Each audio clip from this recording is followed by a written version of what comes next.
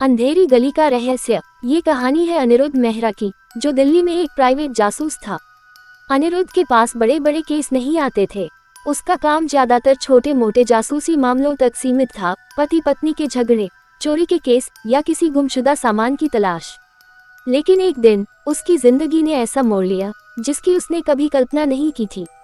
एक सर्द शाम जब अनिरुद्ध अपने छोटे से ऑफिस में चाय के साथ अखबार पढ़ रहा था, तभी उसका फोन बजा। फोन की दूसरी ओर एक महिला थी। उसकी आवाज कांप रही थी। आप अनिरुद्ध मेहरा हैं? उसने धीमे स्वर में पूछा। हाँ कहिए, अनिरुद्ध ने जवाब दिया। मुझे आपकी मदद चाहिए। मेरा नाम समीरा है। मेरी बहन रिया 3 दिन से गायब है। पुलिस कुछ नहीं कर रही। मैं किसी पर भरोसा नहीं कर सकती। कृपया आप मेरी मदद करें। अनिरुद्ध ने उसे अगले दिन मिलने के लिए बुलाया। समीरा अगले दिन सुबह आई। वह एक साधारण सलवार कुर्ता पहने हुए थी, लेकिन उसकी आंखों में डर साफ झलक रहा था। उसने बताया कि उसकी बहन रिया एक पत्रकार थी और हाल ही में किसी खतरनाक मामले की जांच कर रही थी। गायब होने से पहले रिया ने उसे बताया था कि अगर कुछ हो जाए तो वह अनिरुद्ध से संपर्क करे। क्या आप जानती हैं कि वह किस मामले पर काम कर रही थी?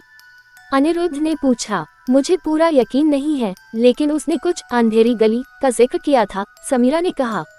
अंधेरी गली दिल्ली के पुराने हिस्से में एक कुख्यात जगह थी। वहाँ कई पुरानी इमारतें और सुनसान गलियां थीं। कहते हैं कि वहाँ अक्सर अवैध काम होते थे। अनिरुद्ध ने जांच शुरू करने का फैसला किया। उसने सबसे पहले रिया के ऑफिस का दौरा किया। रिया के सहकर्मियों ने बताया कि वह एक बड़े घोटाले पर काम कर रही थी, जिसमें शहर के कई बड़े लोग शामिल थे। रिया के कंप्यूटर की फाइलों की जांच करते हुए अनिरुद्ध को एक गुप्त फोल्डर मिला। उसमें अंधेरी गली नाम की एक इमारत का नक्शा था। इसके अलावा फोल्डर में एक वीडियो रिकॉर्डिंग थी। वीडियो में रिया कह रही थी, अगर यह रिकॉर्डिंग किसी के पास पहुंचे तो समझ लीजिए मैं किसी बड़ी साजिश का शिकार हो गई हूं। इस मामले में पुलिस भी शामिल हो सकती है। सावधान रहना। अनिरुद्ध को अब यकीन हो गया था कि यह मामला बेहद खतरनाक है। उस रात अनिरुद्ध अंधेरी गली गया। वहाँ का माहौल डरावना था।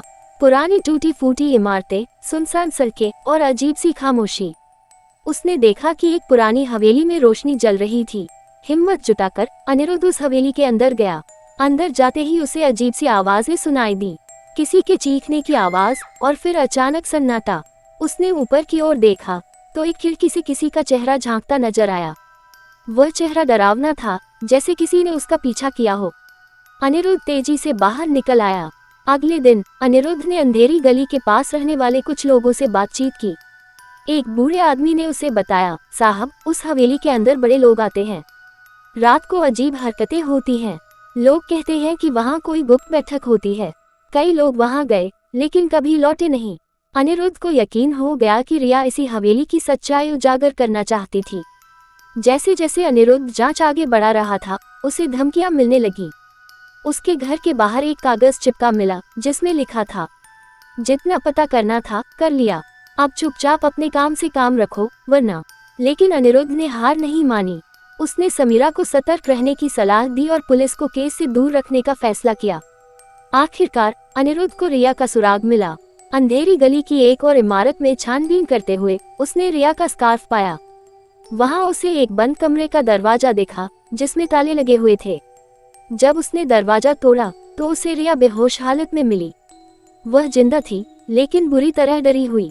रिया ने अनिरुद्ध को बताया कि वह एक बड़े मानव तस्करी रैकेट की जांच कर रही थी। अंधेरी गली में बड़े लोगों की गुप्त बैठकें होती थी जहां अवैध सौदे होते थे। जब रिया ने इसका पर्दाफाश करने की कोशिश की तो उसे अगवा कर लिया गया। रिया ने जो सबूत जुटाए थे वे सब हवेली में छुपे थे।